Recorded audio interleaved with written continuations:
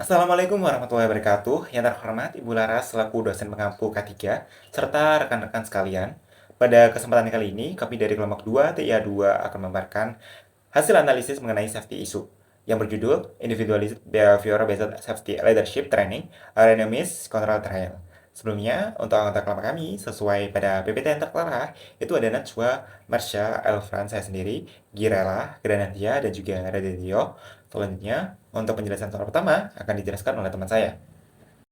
Fokus utama studi ini adalah pada masalah keselamatan kerja di industri konstruksi. Secara spesifik, masalah KT yang ditangani adalah tingginya angka fatalitas dan kecelakaan kerja di industri konstruksi. Secara global, kecelakaan kerja menyebabkan sekitar 300.000 fatalitas per tahun, dan yang lebih mengkhawatirkan, sektor konstruksi sendiri menyumbang lebih dari 20% dari seluruh fatalitas kerja di Eropa. Jelas dengan data tersebut, masalah keselamatan dihadapi sangatlah mendesak. Yang kedua adalah defisit dalam perilaku kepemimpinan keselamatan manajer lokasi. Masalah mendasar yang diidentifikasi adalah bahwa perilaku keselamatan di lokasi konstruksi sangat dipengaruhi oleh kualitas kepemimpinan keselamatan yang ditunjukkan oleh manajer lokasi. Jurnal ini beranggapan bahwa manajer lokasi memiliki peran kritis dalam K3, yaitu dalam iklim keselamatan, perilaku keselamatan karyawan, dan tingkat cedera kerja.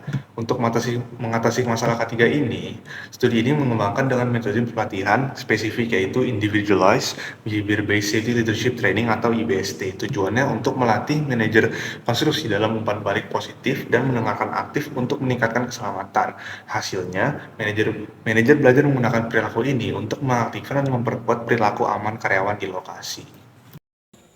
Pada soal kedua ini, kita melihat bagaimana metode yang digunakan dalam jurnal benar-benar sesuai dengan prinsip K3. Jurnal ini menggunakan 5 metode utama. Yang pertama, behavior analysis, untuk membantu memahami perilaku aman dan tidak aman di lapangan.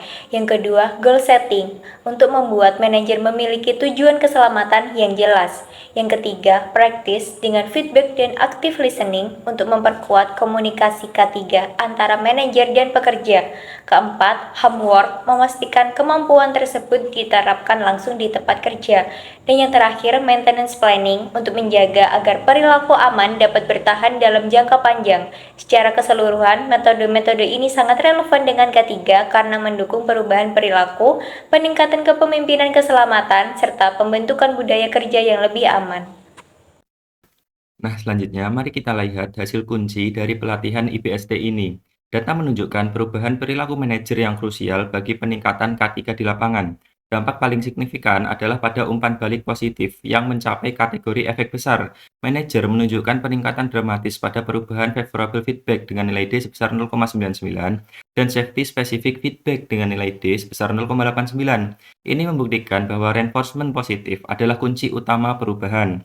Lebih lanjut, pelatihan perilaku dasar ini, yaitu umpan balik dan mendengarkan aktif, itu secara langsung meningkatkan kinerja kepemimpinan yang lebih kompleks seperti kepemimpinan transformasional dan contingent reward.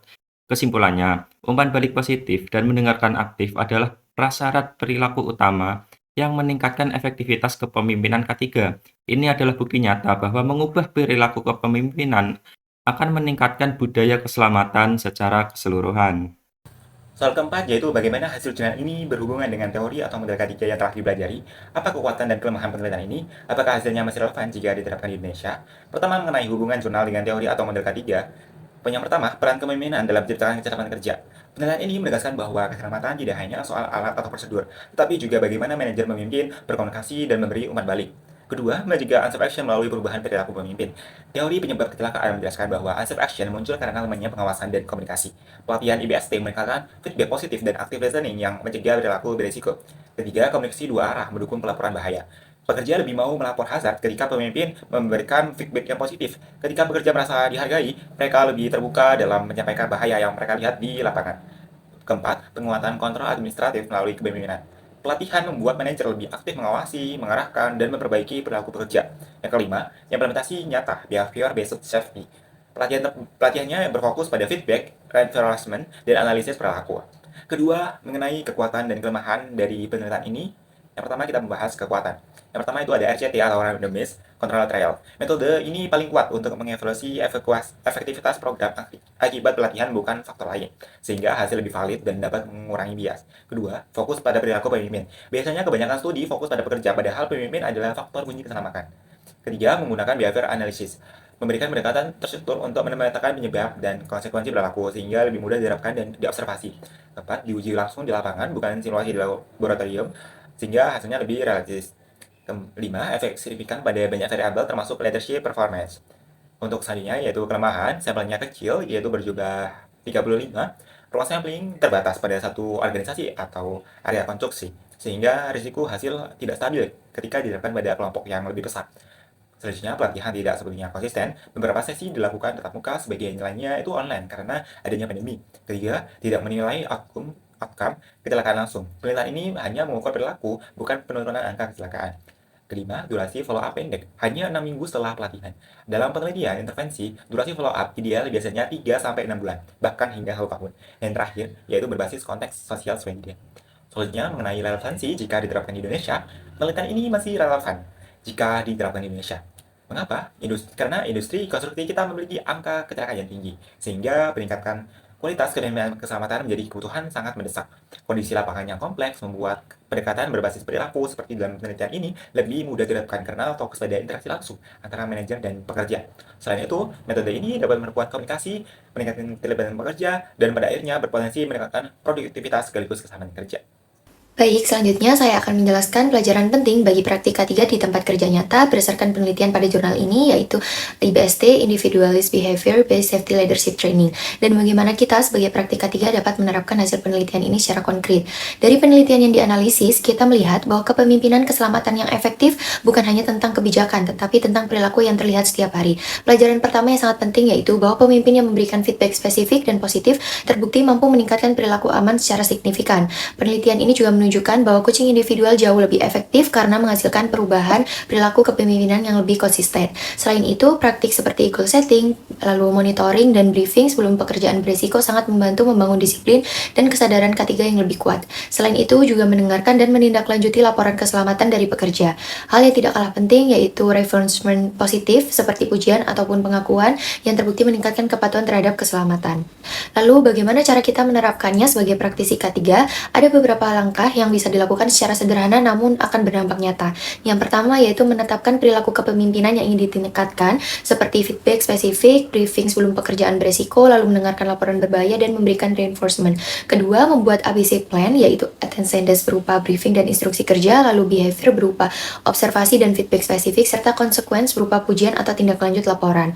Lalu yang ketiga, melakukan coaching singkat selama 10-15 menit setiap hari karena intensitas kecil namun rutin terbukti sangat efektif. Lalu yang keempat, gunakan catatan harian untuk mendokumentasikan feedback keselamatan yang diberikan agar proses perbaikan lebih terukur. Lalu yang kelima, memanfaatkan role play mingguan supaya supervisor terbiasa berkomunikasi mengenai keselamatan dengan lebih percaya diri. Lalu yang terakhir, memberikan reinforcement sosial seperti pengakuan atau apresiasi karena ini akan sangat mempengaruhi budaya keseluruhan di tempat kerja. Jadi, inti penerapannya yaitu mengubah perilaku pemimpin terlebih dahulu.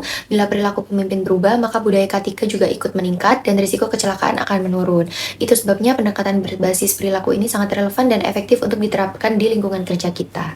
Nah, dari kesimpulan ini kita bisa lihat bahwa pelatihan IBSC memang efektif dalam meningkatkan cara pemimpin bersikap terhadap keselamatan. Pelatihan ini membuat kemampuan memberi umpan balik positif dan kemampuan mendengarkan jauh lebih baik. IBSC juga membantu meningkatkan kinerja kepemimpinan secara keseluruhan, termasuk gaya kepemimpinan yang lebih modern seperti transformasional.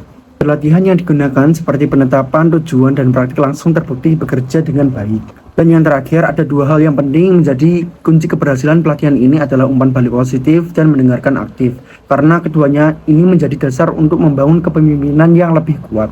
Jadi disimpulkan bahwa IBSC adalah metode yang pelatihan yang cukup lengkap dan bermanfaat untuk meningkatkan budaya keselamatan. Mungkin cukup sekian untuk presentasi dari kelompok 2 dari kelas K3DI A2.